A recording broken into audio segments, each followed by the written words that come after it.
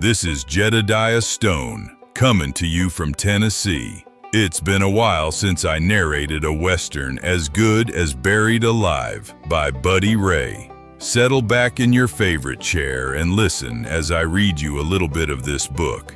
I'm gonna read the first few chapters for you, just to whet your appetite, then it's up to you to buy the book. It's available on multiple platforms, including Amazon. Chapter 1. The earth tasted of blood and dust as he clawed his way up through a coffin of grit. Fingers raw, lungs burning.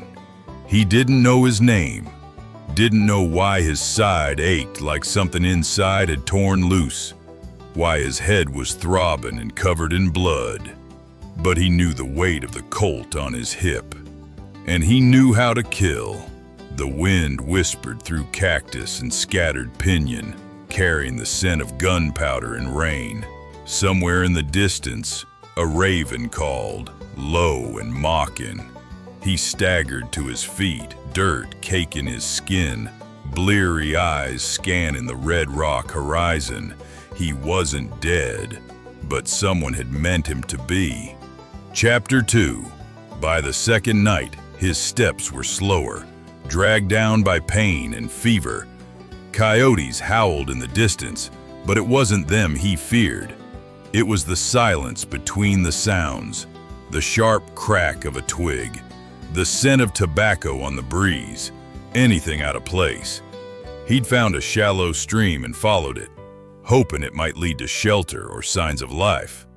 What he found instead was a narrow gulch choked with mesquite and the glint of steel in the moonlight. The ambush came fast, too fast for most men, but something deep inside him reacted like a coiled snake. The Colt cleared leather before the thought finished forming, and thunder rolled in the canyon. When it was over, one man lay still, blood soaking into the dust. Another limped away, clutching his side, leaving a trail like breadcrumbs.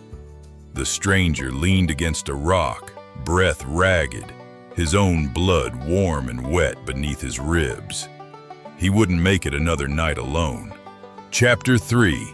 The man moved like an animal with a wound it couldn't lick clean.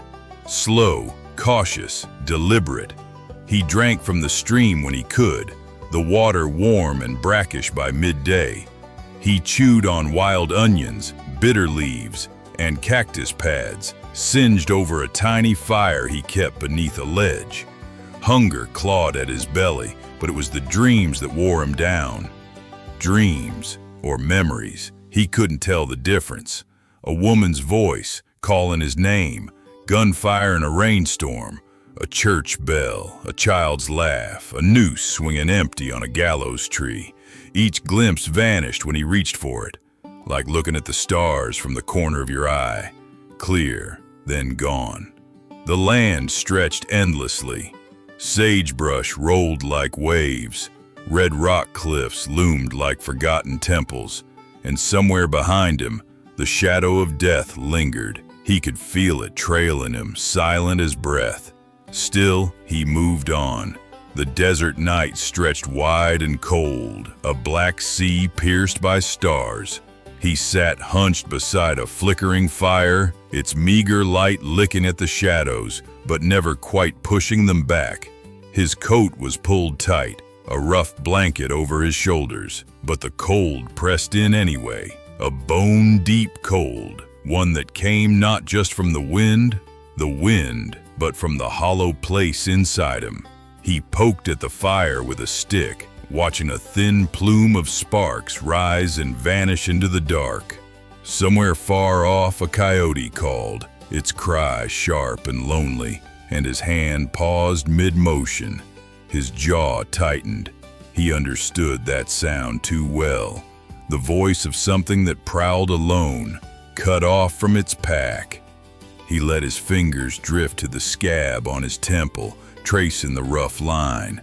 The memory still wouldn't come, but the emptiness it left behind was a weight he couldn't shake. He leaned back slowly, eyes lifted to the stars. Somewhere under that same sky were answers, a name, a reason, the face of the man who had left him for dead. But here, tonight, there was only the fire's crackle, the cold wind, and the slow creeping ache of being utterly, completely alone. The desert gave him nothing, not a memory, not a clue, just the steady grind of survival, water, shelter, watching the sun crawl across the sky. He rose at dawn, rested at noon, moved again at dusk. Every now and then, a flicker, a woman's laugh, a half-remembered fight, the smell of smoke stirred at the edges of his mind, only to vanish when he reached for it. One night, crouched in a canyon, he watched two riders pass above, their voices carrying on the wind. They spoke of bounties, of a man who shouldn't be breathing, of Crow's price for a bullet well placed. His fists clenched. He didn't know why, not fully, but the name Crow dug under his skin like a splinter, sharp and aching. Now, I hope you enjoyed the first 3 chapters. Here's a look at the cover of the book, so you'll know what to look for when you order. Thanks for listening. See you down the trail.